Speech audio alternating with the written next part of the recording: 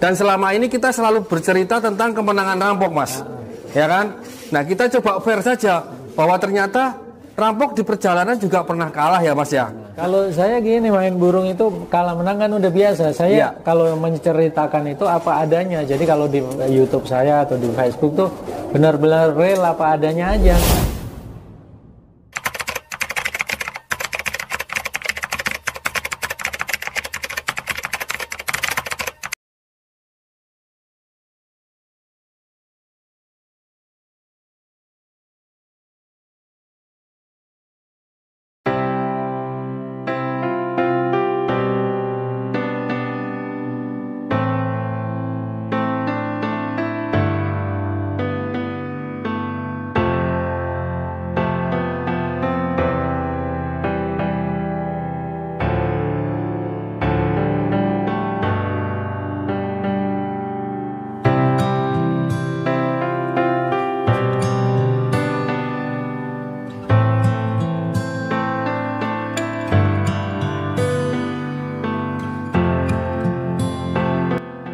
Satu lagi, Mas, saya mau review rampok nih, Mas.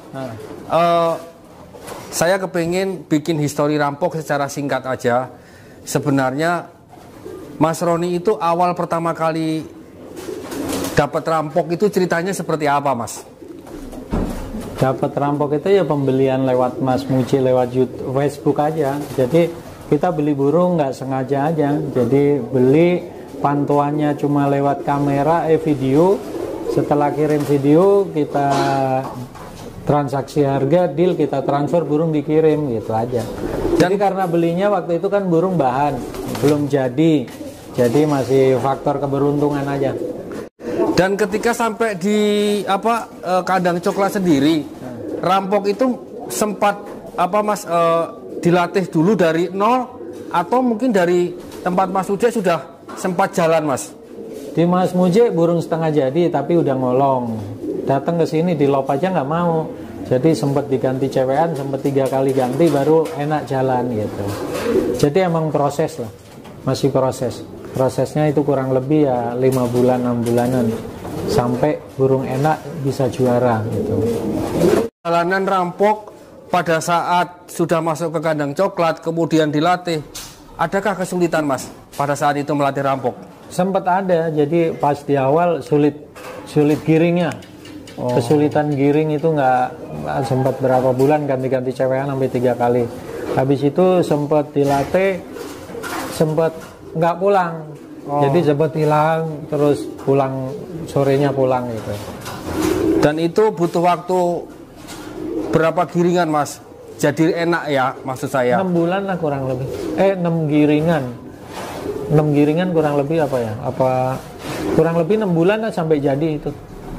Nah, perjalanan rampok, Mas, untuk menjadi sang fenomenal ya, sampai akhirnya rampok bisa di take over oleh tim Baron Orbit dengan harga yang cukup fantastis ya, 2 miliar waktu itu.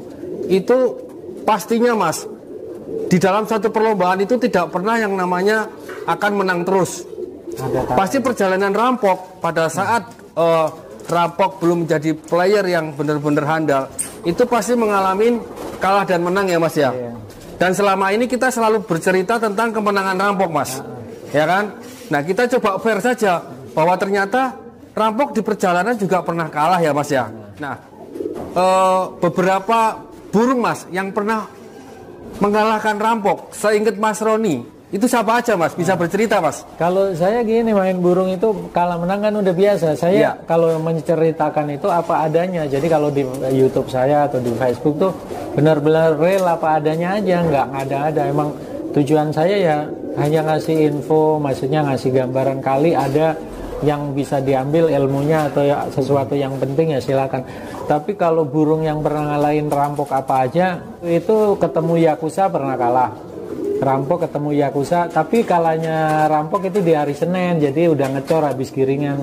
Rampok lagi ngecor, waktu itu ada BOB, rampok ikut terus lomba ketemu Yakuza kalah. Tapi kalau hari Sabtunya giringnya masih bagus, waktu masih normal lomba BOB ketemu Yakuza kalah, ketemu punya Daytona, tapi habis itu kesini sering ketemu ya mereka kalah terus sih. Terus ketemu Idola punya Yuma pernah final sekali kalah. Ketemu Arya Sinawung sih di Semarang waktu BOB kalah, ya kan? Waktu di itu Mas Legok Cili? Legok Cili kita ketemu Bemo pernah yang final itu kan kalah. Jadi ya pasti burung ada kalahnya. Tapi bukan sama presiden aja pernah kalah. Waktu di IP waktu itu lomba BOB atau apa saya kalah. Tapi waktu di Semarang ketemu lagi sama presiden kalah jauh gitu. Jadi emang begitulah main burung. Jadi di saat burung kita lagi capek ketemu burungnya mereka lagi fit mungkin kita kalah, atau di saat kita giringnya nggak bagus mereka bagus kita kalah. Tapi suatu saat ketemu lagi kita lagi bagus dia nggak bagus mungkin, atau sama-sama lagi bagus bisa aja dia kalah gitu. Permainan merpati itu kan dikocok bagus. Jadi kalau permainannya dikocok, kita nggak milih musuh kan ketemu yang mana aja. Jadi belum tentu burung yang kenceng itu bisa juara ya itu. Burung kenceng stabil ketemu burung jabli ketinggal akhirnya kan.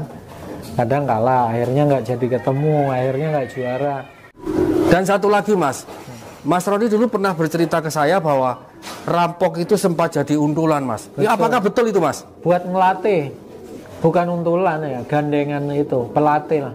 Karena burungnya kan stabil tinggi. Jadi buat gandeng biji enak gitu.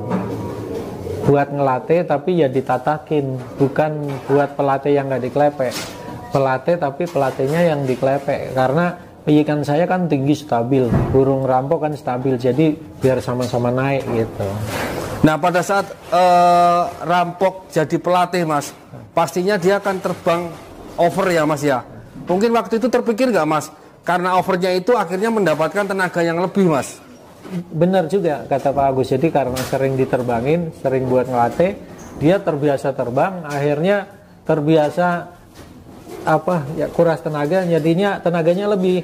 Jadi umpamanya pelatih itu kan terbang bisa 15 kali, karena sering terbang kan tenaganya terbiasa gitu. Beda sama yang terbangnya disayang-sayang, justru malah ketika lomba kan butuh 11 kali, butuh burung yang sprint kenceng, gandengannya kenceng-kenceng, akhirnya kehabisan tenaganya kan gitu. Jadi tenaganya lebih emang kalau sering diterbangin. Nah setelah rampok beberapa kali menjadi pelatih Mas, efek positif yang didapatkan Mas Roni ketika itu apa Mas? Ketika jadi pelatih, sering jadi pelatih kan kalau kita ngelatih burung itu terbangannya nggak jauh Pak. Mungkin setengah jalan kita tatak-tatakin, jadi efeknya jadi natak kecewaannya lebih rapi. Jadi karena sering terbang, sering kita tatakin, ya seperti ngelatih bahan dari awal aja, jadi benar-benar hati-hati karena sering digandeng, akhirnya begitu. Ketika tambah kenceng, nah kan prospek tuh. Nah di situ kita mulai, oh ini burung prospek nih, lebih hati-hati lagi gitu. Berarti awalnya pada saat rampok jadi pelatih tidak berpikir bahwa rampok akan menjadi salah satu maskot burung terbaik yang ada di kandang coklat waktu itu, bukan begitu Mas? Waktu itu nggak kepikiran gitu. Jadi karena belum kelihatan, belum prospek ya enggak. Waktu itu kita punya player namanya Thor, jadi andalannya masih Thor sama eksekutor itulah. Ketika rampok bisa juara terus enak ya andalannya rampok. Tapi emang nyari burung yang kayak rampok susah. Kita aja belum dapat ini yang walaupun bahannya udah banyak atau burungnya sekarang udah banyak, tapi belum dapat yang kayak rampok. Dan setelah rampok ini sering jadi pelatih dari pelatih seperti itu, kemudian Mas Roni menyadari bahwa oh ternyata rampok ini ada potensinya. Rampok ini ternyata bisa dijadikan player seperti itu ya Mas ya. Kemudian setelah itu pasti diuji coba untuk lomba ya Mas ya. Itu bagaimana ceritanya Mas? Jadi waktu itu setelah rampok ini enak, saya main di Lapak Ponda. Tapi di Lapak Ponda waktu itu juara langsung. Begitu juara masih penasaran nih, bawa lagi ke Lapak Kebayunan. Main di Lapak Kebayunan, di event utama nggak juara, saya ikutin lagi BOB, di Klepe sama saya juara. Nah akhirnya kesini kan juara terus tuh. Jadi rampok setelah itu dipegang saya terus. Jadi settingannya, jemuran, sampai ngelepeknya lop-lopan saya terus gitu. Jadi kurang lebih seperti itu ya Mas ya. Saya sedikit review rampok dari awal sampai akhir, yang di pertengahan juga sempat jadi pelatih karena tidak terpikir juga bahwa ternyata rampok ini akan menjadi maskot di tim coklat waktu itu ya Mas ya. Ya mungkin itu salah satu apa ya Mas ya, ceritalah buat teman-teman semuanya bahwa kadang-kadang burung yang kita anggap nggak apa-apa ternyata malah jadi burung yang paling enak. Jadi burung yang bagus, seperti itu aja ya Mas ya. Oke, buat sahabat Hoki Merpati, jangan lupa like, comment, subscribe channel dan share channel Hoki Merpati. Semoga video ini memberi manfaat buat teman-teman. Oh ya, kalau ada kata-kata yang kurang pas, kurang berkenan, mohon dimaafkan. Hoki Merpati Channel luar biasa.